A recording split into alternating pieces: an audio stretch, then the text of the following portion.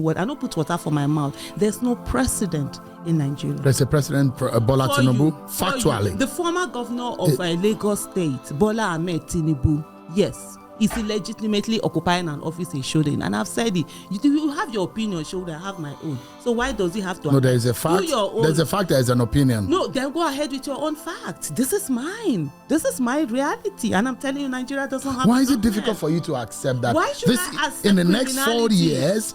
It's no, hold on, Shehu. Someone comes to my house, steals my car, take it away, repaints it, and you're telling me that I have to accept it because it's been repainted and you have gotten papers for it. You cannot prove that. Friends, pray for Aisha Yesufu. If you are a lover of freedom, wahala dey. As I speak to you now, Presidency is already planning on how to pick up Aisha based on the vital informations she revealed in this video. According to my source, they are upset that her husband is not calling her to order. My question is Aisha Yesufu no longer an adult? Isn't she a citizen? Doesn't she have rights to our word, her speech? You know, isn't there freedom of speech again? Friends, as you watch this video, please, before you watch it, let me just type at the comment section. Say freedom of speech, nothing must happen to Aisha. Freedom of speech, nothing must happen to Aisha. Guys, the information that Aisha Yesufu revealed in this video, right? Every Nigerian has to see. Please, as you watch it, like it so that Facebook and YouTube can recommend it for more people to see. Please make sure you share this video in all your platforms. This is what we all need now. I doubt if there are still up to 2 people in Nigeria that can dare presidency like Aisha. Aisha, if you come across this video, I give you salute. Now your papa born you. You be confirmed a woman. Guys, please, let's watch now. Don't forget to share. Thank you. Let me tell you something. I'm actually not one of you that is feeling the bite because I have a husband who takes care of me and ensures I have a full tank. So you voted and you work for Peter Obi, and you are one of those who won against Bola Tinubu. But now you're one of those who are saying, oh yeah, you got what you deserve. Those who voted. But either you voted or you did not vote. We have a president, isn't it? No, we don't. We do have a president. No, you have a president. I don't have a president. What do you mean? You are a citizen of Nigeria and you reside here. I'm a citizen of Nigeria. I reside here, but we have an illegitimate president, someone who rigged his way into office. It's like if there's a military coup, are you going to sit down and accept that, oh, you have a president because someone, there was a military coup? But this is a political coup. You cannot say that because you do not have evidence. Aisha Yesufu can and have said that Nigeria does not have a president. What we have is someone who rigged his way into office, who is illegitimately occupying the court does not agree with your position. The court that has been captured can do whatever it wants to do, and that's why there's no respect for it. And that's why you have governors, coming out to thank a Tinubu when the judgment goes their way. So the fact that we have a captured judiciary and whatever, Aisha Yesufu, and I say it without mincing word, I don't put water for my mouth. There's no precedent in Nigeria. There's a president, Bola Tinubu, factually. The former governor of Lagos State, Bola Ahmed Tinubu, yes, is illegitimately occupying an office in Shoden. And I've said it. You have your opinion, Shoden, I have my own. So why does he have to? No, there is a fact. There's a fact, there is an opinion. No, then go ahead with your own fact. This is mine. This is my reality. And I'm telling you, Nigeria doesn't have. Why is it difficult for you to accept that? Why should I accept in the next 4 years? It's no, hold on, Shehu. Someone comes to my house, steals my car, take it away, repaints it, and you're telling me that I have to accept it because it's been repainted and you have gotten papers for it. You cannot prove that. The proven or not the proven, that's not the point. This is what I'm saying to you, Shehu. This is Aisha telling you that Nigeria does not have a president. If you, Shehu, believes that Nigeria has a president, go ahead. Who is stopping you? In this situation that you are in now, and I see the effort that you have made, you're one of those who went to Edo State. You campaigned for Olumide Akpata, and there are those who have in fact mocked you and said, let Aisha go to her village and ward and polling unit and let us see how she can test whether or not she's got the popularity. There are those who will say Aisha lost her polling unit, Aisha lost her ward, Aisha lost her local government. This is all not, she's not on the ground. And that's what politics is all about. Well, the first thing I'm going to say to them is that how much are they buying dollars? How much are they buying the fuel? You just realize the prices of fuel are everywhere. And it's very comical when people think that politics is about testing popularity. It's not about testing popularity. It's about the lives of the people that are going to be governed. By the way, if you come back down to it, is the fact that I live in Abuja and I vote in Abuja. And I was very surprised. And I can tell you that there is nothing that APC supporters or PDP supporters cannot do, which is they manufactured a polling unit that I am from, what's this place again? Okbila. Well, I take it that if they feel that that's my polling unit, and I think they said 4 in my polling unit, but one of the things they don't realize is the fact that in 2019, I'm a person of conviction. I'm not interested in who wins or who doesn't win. I'm going to go with the candidate that I feel is the best. In 2019, I was the only person who voted for my candidate, Dr. Obi Ezekwesili, in my polling unit. And I stayed to 2 a.m. to defend that unit. And the following morning, I think around 10, or is it 10 or 12, I went down to the collation center to ensure that my vote was counted in. I'm a citizen of the Federal Republic of Nigeria. And when I put my finger up, they no born neck for them to change that particular, whatever it is. They no born any talk or whatever it is to change it. And I've done my bit. And that particular one vote was counted. And I left that place with my head held high. It's not about, my candidate has to win. Or if my candidate doesn't, your own one. No, it's about what is that candidate going to give to Nigeria. And I tell you something. For me, I have said this repeated, and I'm going to repeat it here to start that. The 2023 election, if it's not about the outcome, it's about the process. If the process was free, fair, and credible, there was nothing to do with IREV and whatever, and the result came out the way the result is today, then everybody has to accept it. Whoever is voted in, if Nigeria decide to vote a goat as president, we always call that person the president. But when someone isn't voted for and the people rig their way in there, we must get to a place whereby political coup is taken the same way as military coup. We cannot have people come in, subvert the system. The result must not justify the means. No, it doesn't, because that's what we just had in Edo State. So if you say the election in 2023 was rigged, so the candidate you worked for, were those votes also rigged in his favor? No, it wasn't. So, and I will tell you how it goes. So the vote for Peter Obi was legitimate, but the ones in the same breath for the other candidate, Atiku and Tinubu, were rigged. Is that your position? Let me tell you, there were some rigging. Let me correct that. In Lagos, the margin with which he won was way more than what he was given. In Jos, in Plateau State, the same thing. We have Benue, a lot of those places. And let me tell you, it's not about whether I worked for or I did not work for.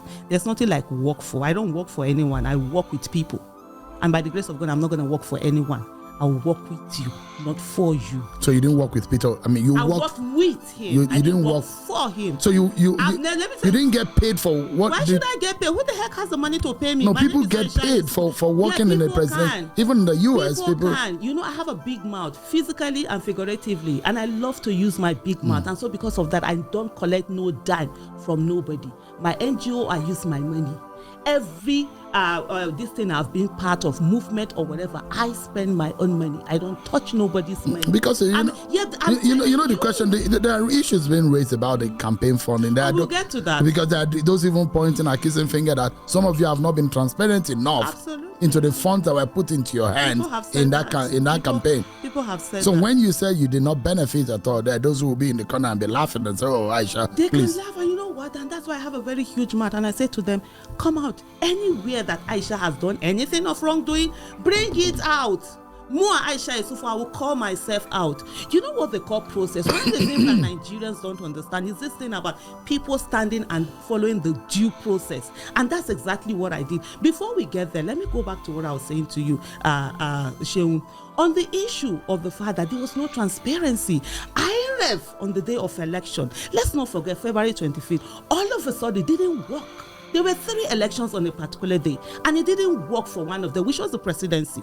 Every result could be put in for the same place, the same time, everything for House of Representatives, for Senate, and all of that. And then you came to presidency, it wasn't working. You've seen what Rivers State have continuously said right now, where with the accusations going on, with the fight between Wike and Fubara going on, the people who helped in rigging that election coming out to say, this is what they do. Haven't you seen any of those videos? They've come out to say, this is how they rigged the election. For me, the issue is not whether who becomes the president, right? If Nigerians had actually voted for the former governor of Lagos, Bola Ahmed Tinubu, and he got there, well, you say that's what the people's choice is all about, and that's the beauty of democracy. People do whatever it is that their choice is their choice and their vote to do that. But that wasn't what they did. There was a rigging, and we have a situation here that should worry every one of us. The fact that the burden of proof is not on INEC that is conducting, and you've seen people who have taken us back. Our democracy has gone back to pre-Yaradua days with all the things. Having said that, coming back to the campaign funds, just a moment before you go there. Okay. So are you suggesting that we should amend our laws such that the burden of proof will now be on INEC? Absolutely. You conduct election, you were given the monies to do it. How come you're not the one? And you said the election you conducted was free, fair, and credible. Why is the burden of proof on the person who is saying that it isn't? You should come and show Nigerians, INEC should come and show Nigerians at every particular time that the money that was invested in them, everything that was given to them, and the constitutional duty, responsibility given to them to conduct a free, fair, and credible election, that they have done it. We have situations right now where even when INEC is called upon to bring materials, they don't bring it and they get away with it. Why are we having all of this? We have situations whereby the courts that has been captured, the judiciary is a joke. Nigerian judiciary is a joke. Is that fair? Joke. It's more than fair. Because there are those when it comes to corruption, who are upright in the judiciary, yes, and when they hear this, and you having the same brush to paint everyone. Something that surprises me a lot. Amongst my biggest fans and supporters, they are actually from the security and the judiciary. I'm always shocked because a good number of our judicial officials, they have been captured. They have been oppressed and suppressed. They can't. Only a few corrupt ones are heading everything and standing out there. You need to see what our judges are going to, even those that are at the top echelon of all this of the judiciary. So people are going to. So when we talk about capture, there are a lot of them who can't say because of their job and everything. And when we speak out their minds. I've met them who have said, yes, what you're saying is so. When I say it's corrupt, it's not even about me. What is this now? I think Nigerian is the judiciary has been captured as the most corrupt. Is it Transparency? No, Transparency International, whatever it is, within the, when you talk about the bribery index something. Mm-hmm. Yeah, so Nigerian judiciary is there. So when I don't just speak because I want to talk, I speak on the reality that we have on ground. You see now people are going about, buying judgment. All sorts of judgments are out of there. To the extent recently we saw with the Rivers State local government election, where a court is saying to the police that they should not do the thing that they are constitutionally constituted to do. Don't provide security. In what word is that okay? Or where they say that INEC should not give register for them to conduct the local government election. We are sitting down here, we are watching our countries being desecrated, and all we are concerned about is what looks nice. Sure, we should go beyond that. In the next 50 years or 100 years, you and I will not be here. And then what do the generation that are going to come after us, how are they going to see what we did with the Nigeria that we have today for them to have a better Nigeria than we did? Those are the questions that should worry us, not optics. Because our laws and in the common law system, it says that he who alleges must prove. It means that if you say that the election was rigged, you have. So when you are asking that our law now should be tweaked in such a way that the onus of proof should fall on INEC, how realistic do you think that will be? Very realistic. Because at the end of the day, the whole evidence for election is with INEC. Our laws, yes. Are you saying it's difficult for one to prove that election was rigged? No, hold on. It is, because it depends on whatever the court is going to say. You can bring in the evidence. The court says to you, I'm not going to accept this evidence. Or it depends, even with the evidence that comes before the court decides what is going to accept and what is not going to accept at the end of the day. And sometimes people, hands are tied. Let me give you an example. If you're talking about, we have had countries, even with the US, where they will ask for a recount, a physical recount. First of all, INEC has the resources and everything to have all the result sheets. So if there's a problem that says this particular place, the result sheet is different, or like what we are having now, the registered and the accredited voters, the votes are now more than accredited voters. All you need to do is INEC bring all the materials which you're supposed to have, and let's have a recount. Since we've been doing election, have we had the situation whereby the court said, let's sit down and do a recount? INEC bring this. Do you think we can digitally conduct our election? Such that the level of interface, human interaction with because that is where corruption usually comes. When you have too much of human interaction with the process. The thing, even with the digital, if they want to corrupt it, they will corrupt it. One of the things that we must do is not that we keep looking at, another method will be better. The one that we have right now, can we do it and make it work? And I said this to you, and that's why I said the burden of proof should be with INEC. INEC conducts election. INEC has all the result sheets, right? They have the result sheets with them, and they're not supposed to destroy this result sheet. So if we have a problem with certain areas and say this places the results are this, what will it take for the court to say to INEC, bring every of those results? If it's going to take us 1 week to recount every, let's say, a presidential election, let's sit down and physically recount it on live TV. We are talking about our nation here. This is not, we have reached lower than ground zero. This is not where we'll sit down and be thinking about, what looks pretty. People are dying. We are talking about people's lives here. So INEC can do that. It's not to first of all thinking that, is it digital or not digital? Because if the same people we do things about digital, we've seen since let me look at 2015. We've had amendment of the Electoral Act, and fantastic.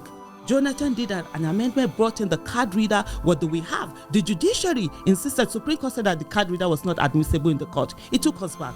We saw Buhari. As bad as Buhari is, the most failed leader then, before the former governor of Lagos, Bola Ahmed Tinubu, decided to illegitimately climb office. And this is Aisha Yesufu speaking her mind. Shewi, it's not you. If FCC have any issue, they should come and meet me. My house is not far from there. You're not afraid of what would they do? To be put behind bars for your statement that might be regarded as illegal and unlawful. They either put me behind bars or they put a bullet through my head. There's nothing that they're going to do that hasn't been done before. You understand? Terrorists are killing people out there. What are they going to do? Put me behind bar? Please feel free. When I'm behind bar, guess what? I'll be safer than you are. Because I have people protecting me. Every one of us in our houses, we are not safe. In Abuja, they are going to people's houses and carrying them. Terrorists are going inside people's houses and carrying them. So I'll be afraid that someone is going to lock me. So please bring it on. Let me ask you something quickly. Are you worried about your political stance recently? You supported Obi Ezekwesili. She lost. You supported Peter Obi. He came distant third. You went to Edo State. You supported Olumide Akpata. He came a distant third also. With the benefit of hindsight, all these gap in performance of those whom you have supported, that those who are saying, is it possible for you to rethink your support when it comes to election and probably stay on the side that can also win election and probably actually build structure, because political structure also win election, don't you think? So in 2019, I supported competence, character, capacity, and Nigerians decided that they were going to not follow the best candidate and do whatever they to find. It's a choice. In 2023, I also supported competence, character, capacity, and Nigerians did vote for him, but then there was a rigging that happened. In Akpata's case, I also supported competence, character, capacity, and Nigerians decided that okay, in that case, there's also rigging that had gone on, even though the higher was some sold their votes, some did this thing. So you thought that the election in Edo State was rigged too? Absolutely. Hold on, Shewu. Let me finish what you have asked me, because it's very crucial. The question that you've asked is the myopic mentality of a lot of Nigerians. The election has to be who wins. That's why you see people in the morning, they will be in one party, in the evening, they will be in another party, and they go to another party, because all they want, they will rather support corruption, they will support structure of criminality, for them to say that they are on the winning side. I don't want to be on the winning side. I want to be on the side of competence, character, capacity, that when Nigerians decide to have sense and allow them to go in, we work for them and give them good governance, accountability, and transparency. So election is not just about winning. It's about ensuring the right person get into office. If you see these attributes in the APC or PDP, would you support them? If there's someone who is there, absolutely, why not? I've always said this. Let me tell you something. It's not about the party. It's about candidates. So you're not a member of a Labour Party? I'm not a member of a Labour Party. But you are obedient. I've never been a card-carrying member of any party. And I think I need to change that. I'm still waiting. I've not gotten to a place where I want to do sacrifice, because leadership or whatever in that place there's a whole lot of sacrifice attached to it. When you say obedient, I'm a Peter Obi supporter.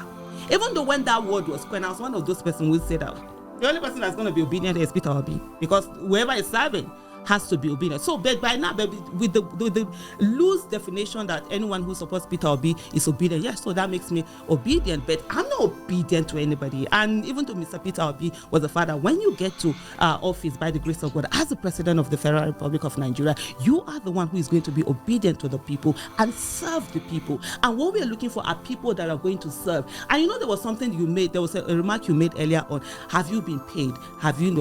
Have not, because for me, I'm not hungry. You understand? I'm like, I heard someone who said that, school fees will not pay itself. There are a lot of people who come from that mentality that school fees will not pay itself. So they are forced to either go with who they think will win, no matter how corrupt they are or whatever. I'm not in that place. I'm a trader. I build houses, I sell houses. I started trading in the year 2000. I used to go to Dubai to buy things and come here to sell. I've never worked for anyone. I have a master's in pharmaceutical microbiology. I got that since 2007. I started my master's in 2000. Long story, the school, of course, you know what, Nigeria. I wanted to have my PhD before I was 30. So I don't need to work for anybody. I don't need to earn salary.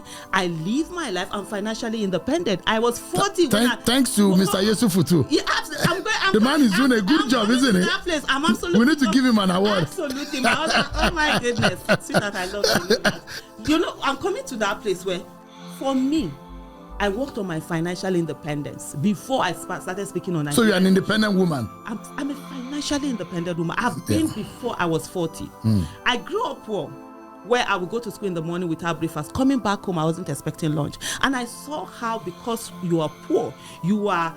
So you were born in poverty? I wasn't born in poverty. My father lost everything and we became extremely poor. Within a twinkle of an eye, we lost everything. And I grew up in Kano, in a place called Kwanahodo, where it's deadly in a way that when other people hear we're from that place, they're afraid of us. Even up to today, you see, like the talks or whatever, I call it the Ajengule of Kano. And so seeing that when you're... So you were from the slum? I am.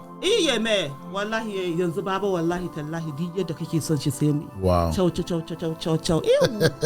I grew up in that place, and let me tell you something, Shehu.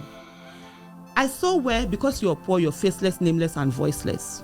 And I grew up angry. And I didn't want to be faceless, nameless, and voiceless. So I didn't focus on Nigerian issue. Even though the first protest I did was in 1992, in my first semester in the university. I didn't talk on Nigerian issue until my 40th birthday. And what happened? On my 40th birthday, I realized that I had become the problem of Nigeria by my silence. And I decided I was going to start speaking. 4 months after, Chibok girls were abducted, and I came out to speak. So when I talk, and I say this shit, when I dare anybody, living dead or alive, to say that I, Aisha Yesufu, have ever gone to your place to look for appointment, to look for contract, to look for whatever, I don't do it. I'm a trader. I buy, I sell, I distribute, I build houses, and I sell houses. I'm not forgetting my thought, but I will ask you about the funding and the issue. Absolutely. But just before I go there, there are those who say, and Kenneth Okonkwo has said, that look, 2023 is gone. But in 2027, Atiku, Tinubu, Peter Obi should step aside. Would you be supporting Peter Obi in 2027? Absolutely. Or you hold the view that they should step aside?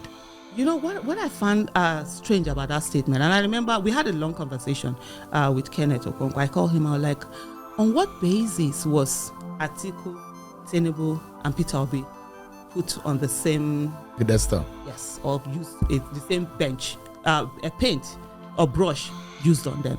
It might have made sense to him, and he has a right to his own opinion. It doesn't to me. I don't see in what capacity has that would that happen. And for me, Peter Obi is one person whom I know has the love and care for people. He has empathy. He feels what happens to the citizens, and is someone that I see who wants to have a legacy. That's something that's important to me. I'm not looking for someone who gets to office who doesn't care, who all he's thinking about is how do I take more money, how do I buy a private, more presidential jets for myself, more yacht, more whatever for myself, rather than how do I ensure my name that in the next 100 years, 200 years, when they're talking about Nigeria, it's me. And this is someone that I know has the courage to take on the issue. Some people think that courage is by when you just come out and talk and you can say this. No, it's by putting yourself down there and saying those things that people are afraid to talk about. We know about oil theft. It's still going on in Nigeria. And there's one candidate who spoke about it repeatedly, and since after the election, it's almost as if nothing is being said about it. And you see Dangote, what he said about the oil cabal. This is someone who has the courage to stand and dare and go for it. There are those who will ask you, what has he done? What did he do that in Anambra State? Has he shown capacity in the past life? Let me finish my thought. You won't take we'll come to that. I'm here. Sure, if you want to do 10 hours, I'm not going anywhere. So calm down. Not the rush yourself.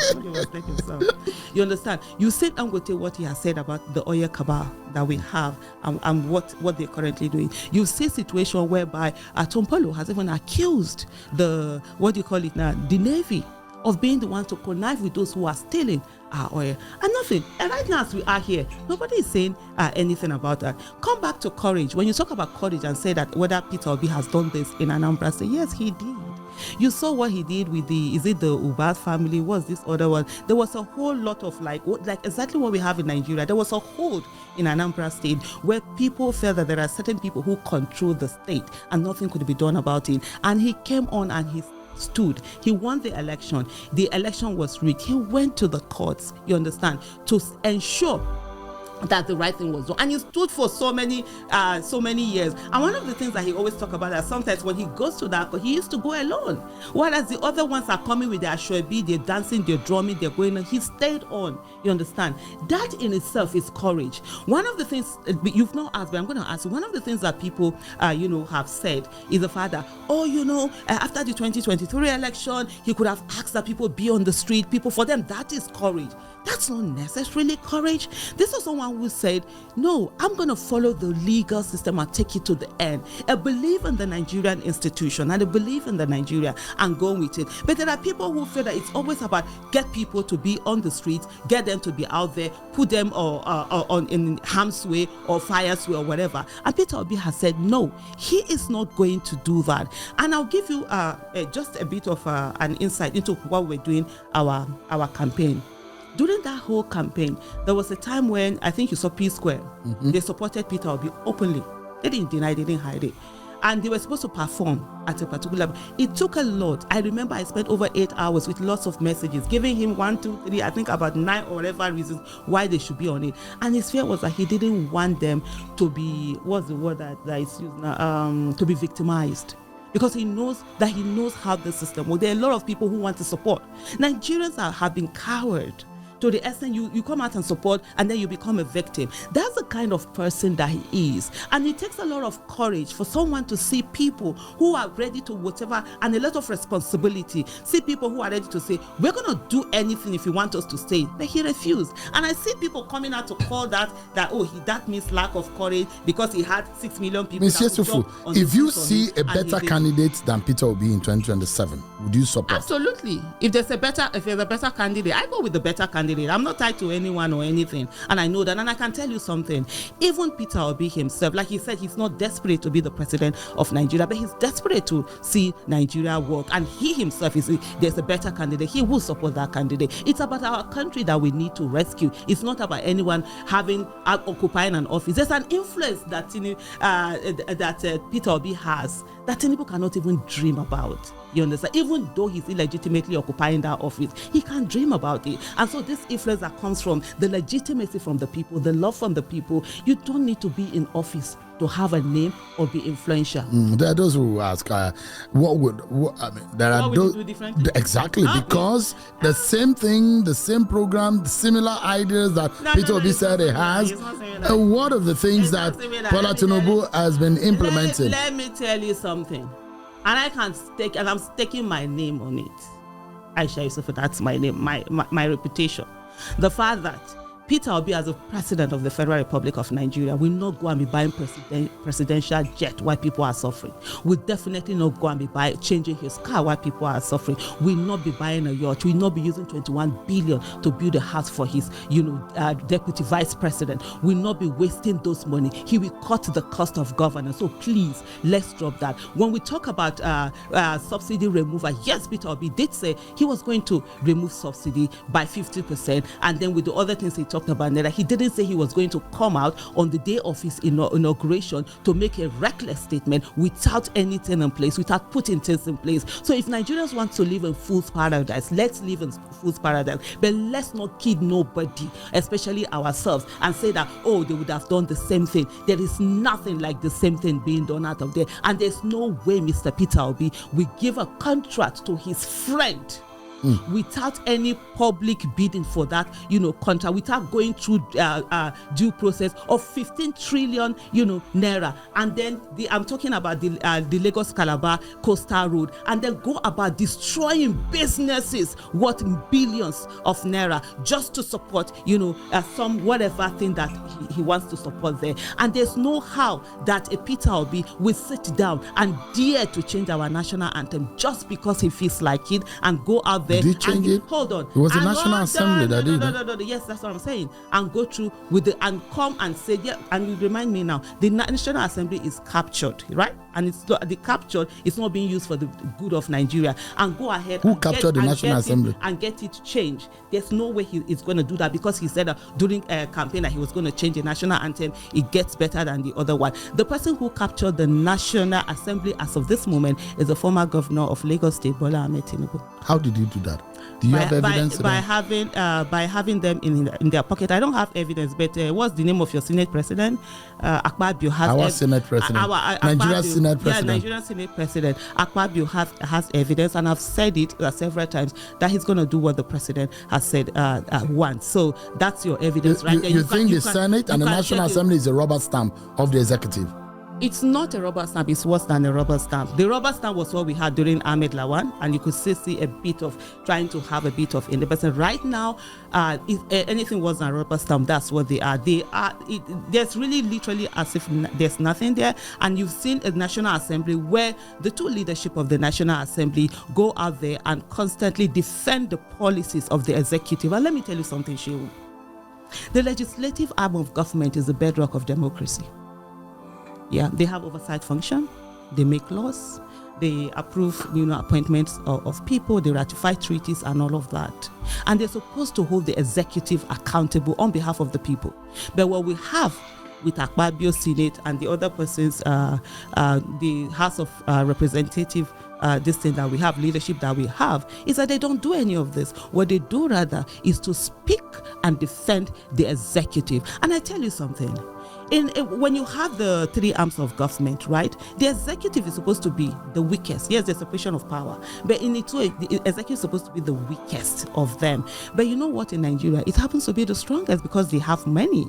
The other ones, the Judiciary and the National Assembly and the legislative arm have turned themselves into slaves in Nigeria. And if you want me to tell your opinion is in their leadership. They're always doing the things that the executive wants.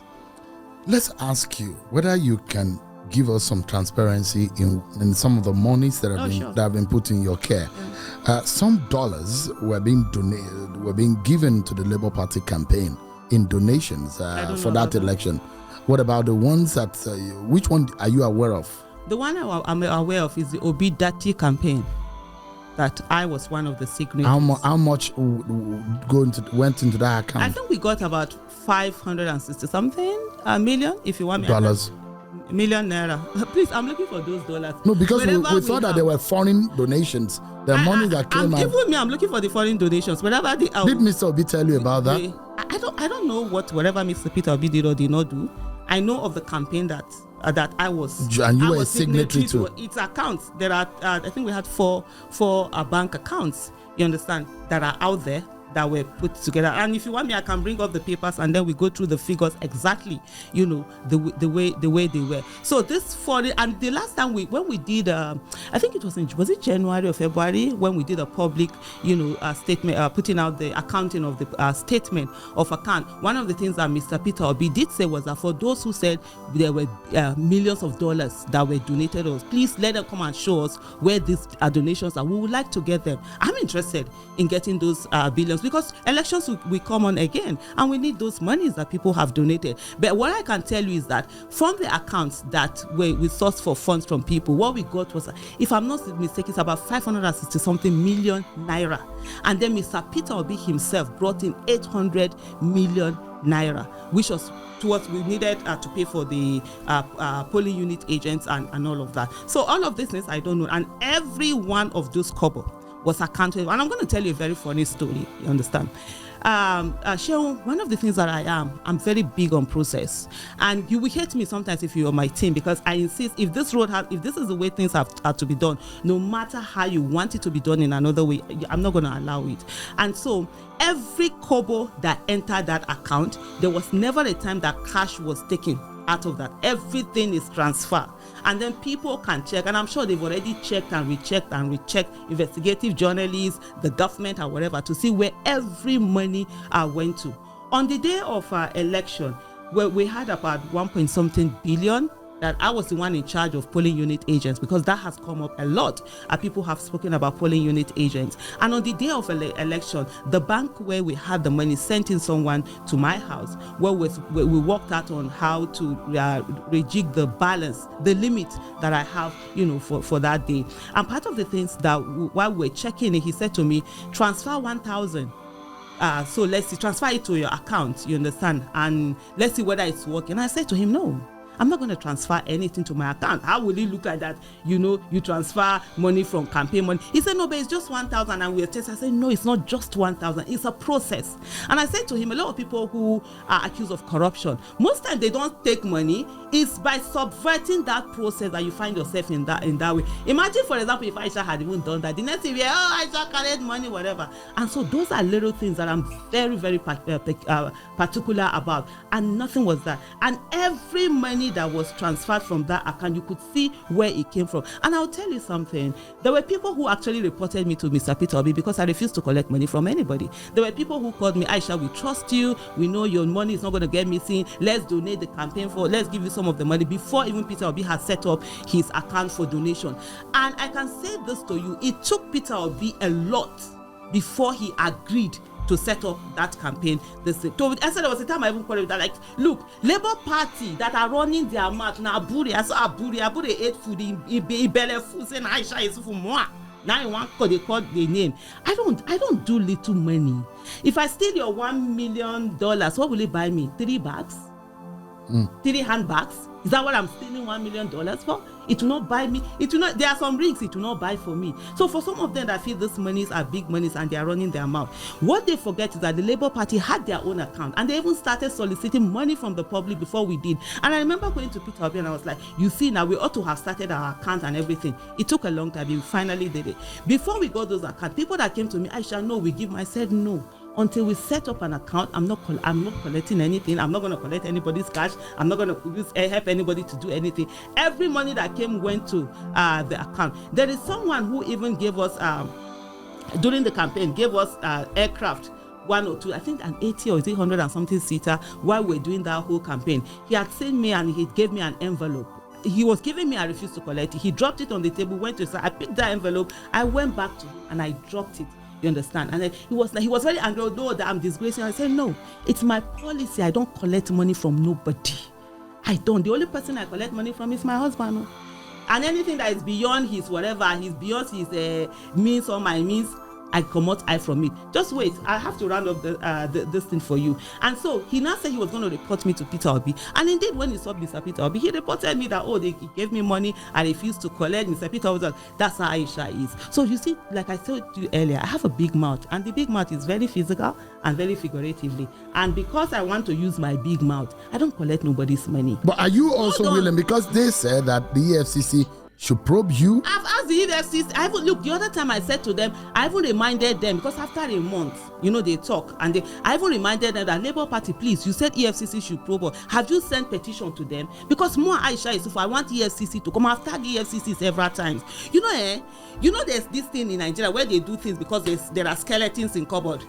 Me, I don't get skeleton for cupboard because my mouth too big. I go use my phone on top of myself. If there's anything, let everybody bring it out. I want to, because I want people to understand that you can do something, and yes, they will smear you, but the smears, they will not stick anywhere. You can say for yourself, but you can't say for Mr. Peter Obi. I'm speaking for myself. So, but you can't say for Mr. Peter Obi or any other person you work for. Mr. Peter Obi right the now? Question I'm asking, because you said you work with him. Hold on. Am I doing interview for Mr. Peter Obi right now?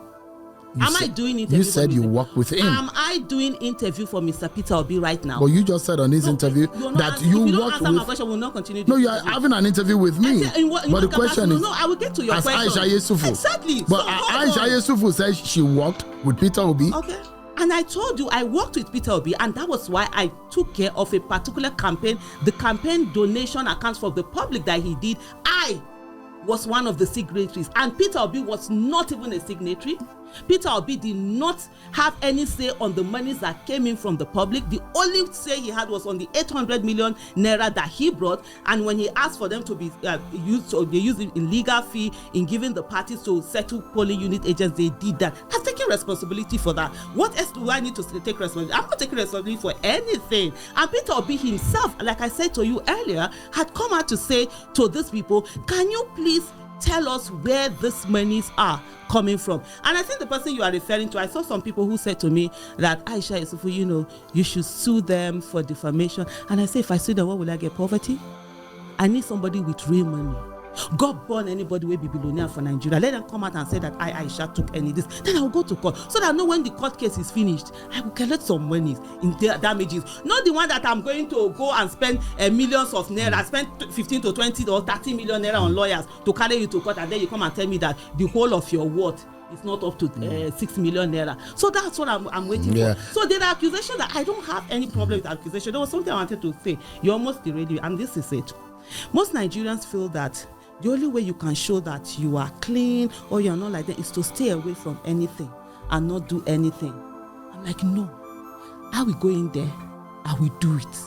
And you will try to accuse me, you smear me. It cannot stick anywhere, because I will follow the process, transparency, accountability. Everything has to be followed. Even Peter Obi himself, that had 800 million naira in that account, he knew that if he didn't follow the process that we had laid down for him to get the money, he was not going to get it.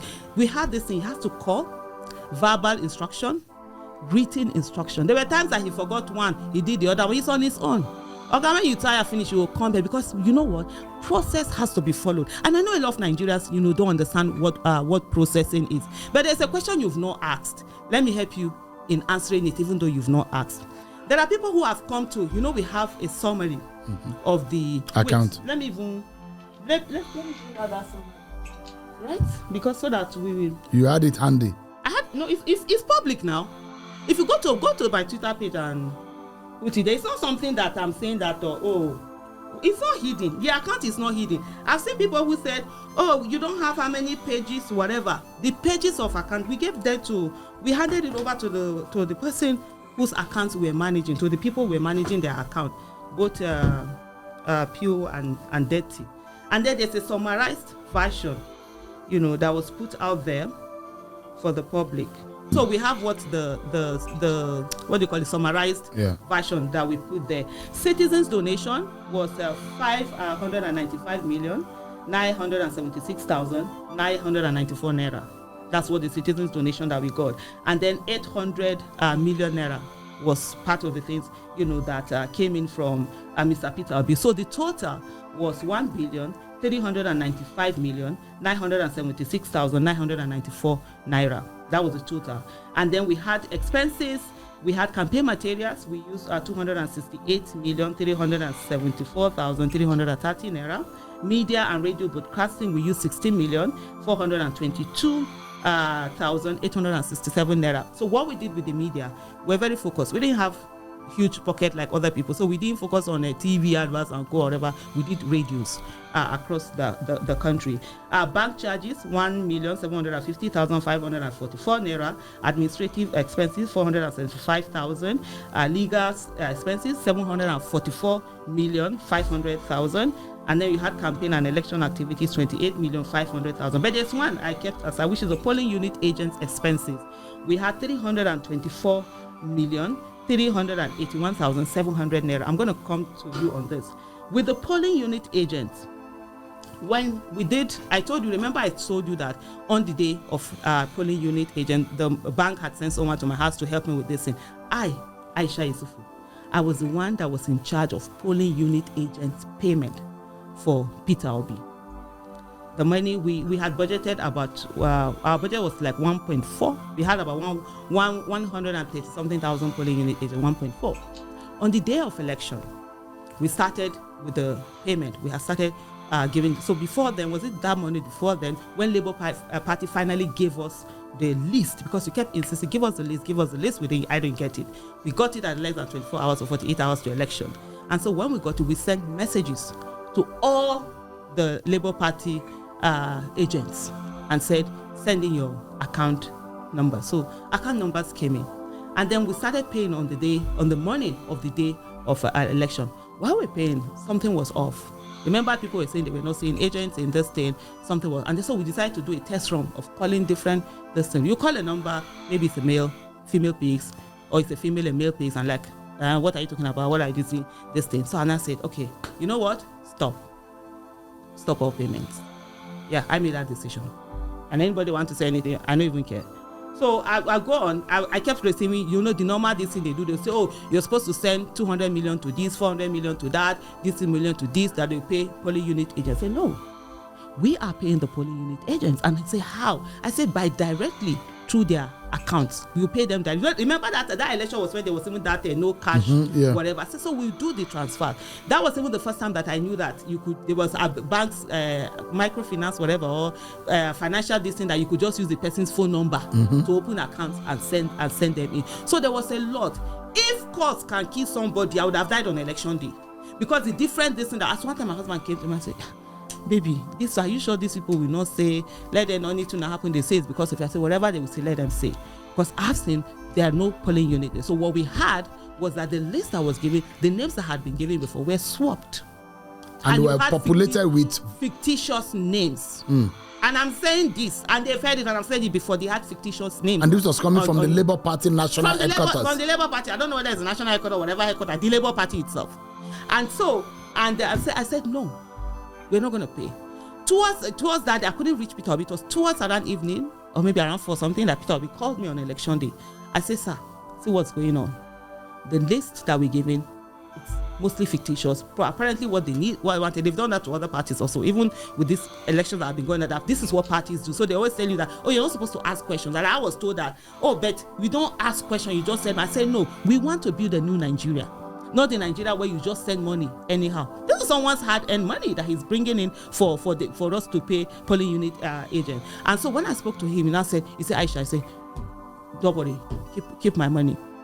And so that's why you will see from this list that we have 324,381,700 that was paid to polling unit agents. The one that we directly paid was around 20 something. I think it was at 24 million. And I've seen a lot of people who have come out to say that, oh, you only paid, I think 2,000 something. I can't remember how many. I think there were 2,000 agents. Oh, you paid 2,000 agents with 300 and something million. That means it's like, no. What then happened because I stopped the payment, and I'll give you an example. We were in a meeting where we're talking about all of these things, and then someone said to me, Aisha, how did you think that you will stay in Abuja and you are able to coordinate the agent that is in Sokoto? I said, through his phone number.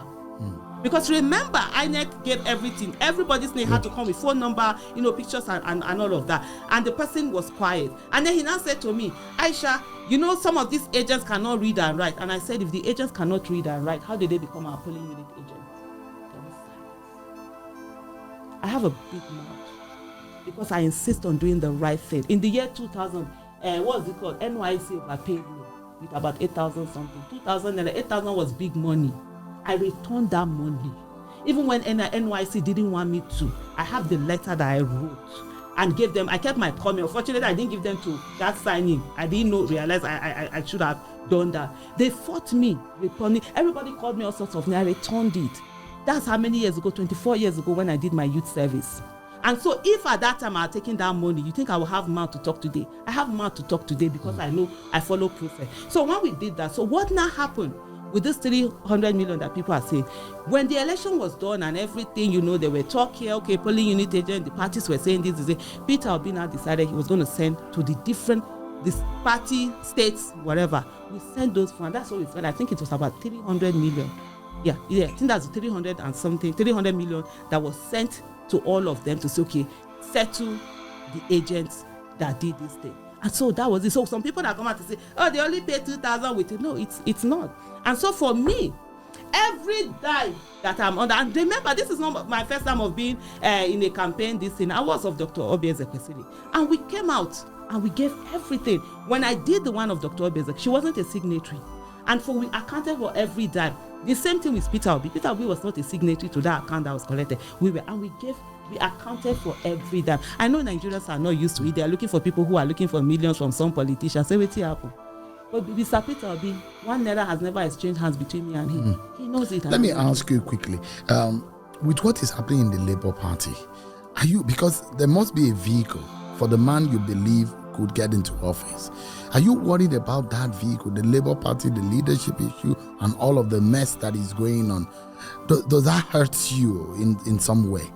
I'm worried about the political classes in general, and this is something that has always happened. Whether it's Labour Party, APC, PDP, whatever it is, there's always this tussle that happens. And for me, I always take responsibility of things. I don't wait and blaming, because if you blame other people, that means the solution can only be in those people's hands. But if you take responsibility, that means you will be able to now profile solutions. And one of the things I've always said is that we must join parties. I'm also as guilty. I haven't joined any party, and staying out of the way. We can't stay out of the way and say, oh, this is the way parties is going on. What is going on in Labour Party is disheartening. And I'm glad the fact that there's a way out where with the new Nenadi led team, you could see there is the thinking, big thinking.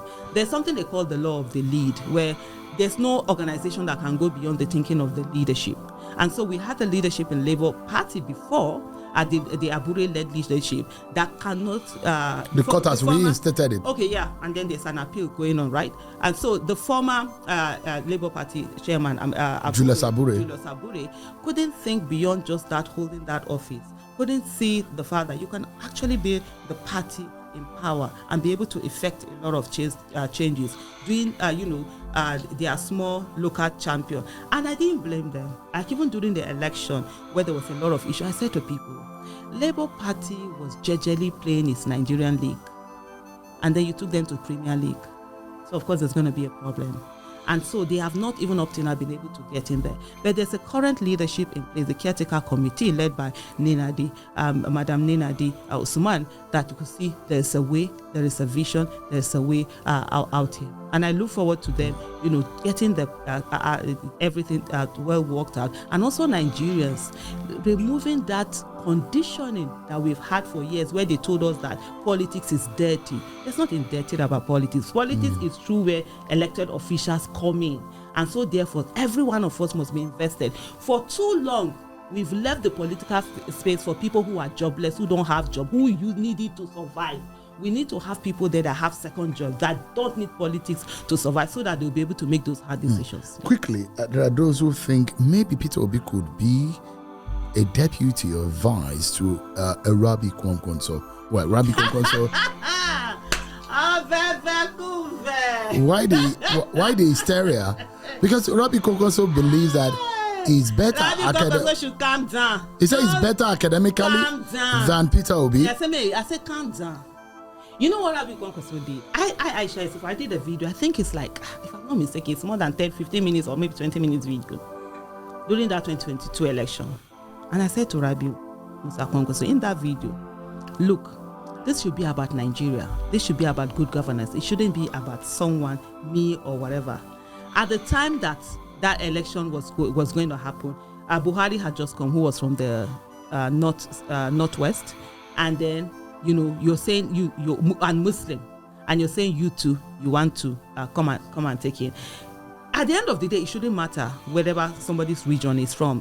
Do what you need to do.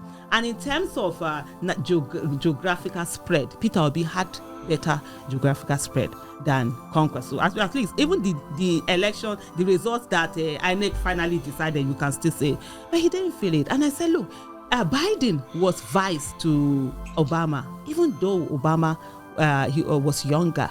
It didn't matter. What matters is that how do you move the country forward? How do you ensure that your people don't end up suffering?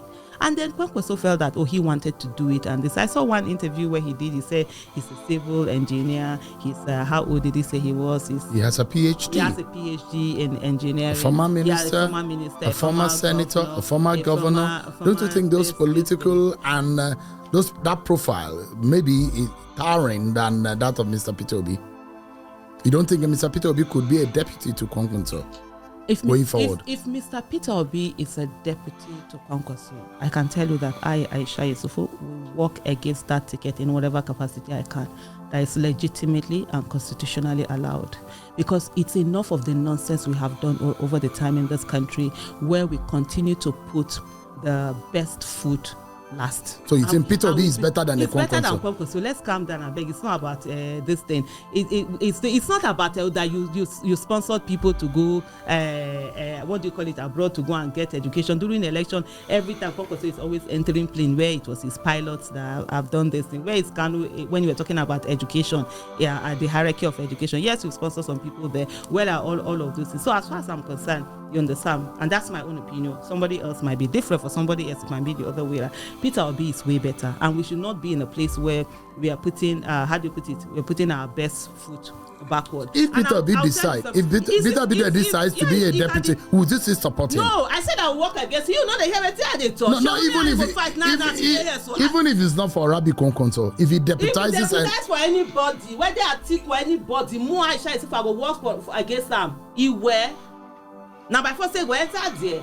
You never tell say all this time what we do with the carry person we know. So it's Peter Obi or nothing? No, it's not Peter Obi or nothing. You asked me a question before. If there's anyone, if on the ticket there's anyone better than Peter Obi, whether maybe an Obi. Obi Ezekwesili. Anytime, any day. Above Peter Obi. Before Dr. Obi Ezekwesili has it. You understand? Nigerians might not, with their Nigerian way of, they want the one that will be sweet talking them. Policy, everything, number one. You ask me, and I tell even the Peter Obi has said he's not desperate to be president, but he's desperate to see Nigeria work. Let me tell you something. In 2015, I voted Buhari. I voted Buhari because of Professor Yemi Osinbajo. I've never been a candidate of Buhari. Even 2014, no, I think October 2014 or September, the tweets are still there. You can always bring them up my tweet. I said Buhari cannot win election in Nigeria. After what happened with the 2011, riots that happened, that he could have at least said a word. Not all them, it was all over the northern part of the country. Bauchi was where they killed those coppers. People were killed. I was living in Kaduna at that time. And I said he could have said a word to put a stop to it, which was the same thing that people wanted Peter Obi to have done in 2023. I said, no, he's not going to do that. And then I felt he can never. I didn't vote for Buhari in 2011. Is it 2011? Yeah, I didn't vote for Buhari in 2011. I didn't vote for Jonathan in 2011. First, they were not this. I voted for, what's his name? Nuhu Ribadu. And today, as I'm speaking to, if Nuhu Ribadu is running for council, I will not vote for him. Why not? Because he hasn't shown he has a character. Well, let me ask you quickly. So no, let me finish before you ask me. Let me finish this one. So because of that, I have seen what it is to vote, and that was why, if you remember, they said, and Buhari's case was someone who we always delegate. Buhari never does the work. Whether as well, I was 10 years old when he took over in December 1983. I turned 12 on the 12th of December.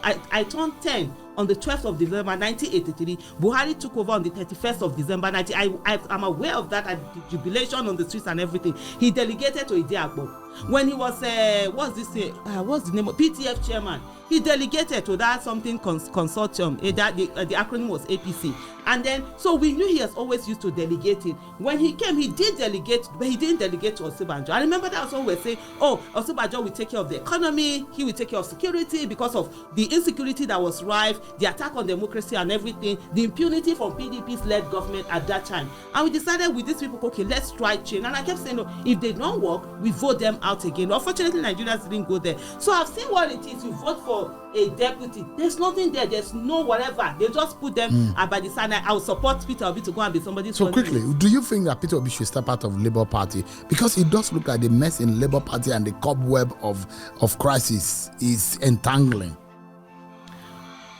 Do I think? So I don't have a stake in Labour Party to be able to make that decision. But I will say to you, if Peter Obi had run as an independent candidate, if Nigerian laws allowed independent candidacy, nobody would have been able to rig that election. Nobody. The biggest one of this thing where we had, and I even said it even as far back as 2022, when you were talking about the weakness and threat, was actually the party itself. And the way it has been behaving, it hasn't done well. But Peter Obi has been one person who feels he wants to get things to work, not just to move on, and I respect that decision. But I would say if Peter Obi today decides that he's going to go out, start a new party, I mean, there are millions of Nigerians who are actually waiting for that. The Labour Party has sort of been a threat or a weakness, should I say, in the whole thing. But we'll see how it goes. But at the end of the day, it's about the fact that he has remained the way he is. He has shown that he's not just a flash in a pan kind of a person, but he's staying on with the people, hearing the people, being the president that Nigerians voted for, and just they're giving hope to Nigerians that are fast losing hope.